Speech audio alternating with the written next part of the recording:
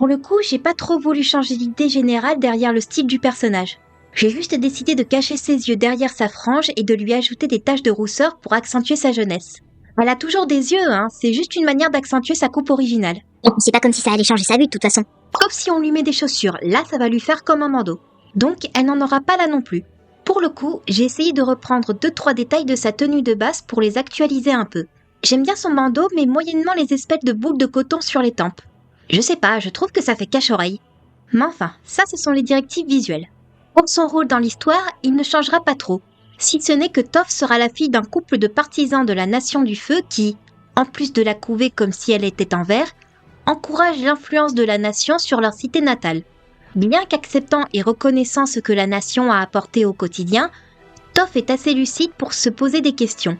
Et on lui passe la majorité parce que c'est une pauvre petite fille aveugle qui ne peut pas faire de mal à une mouche.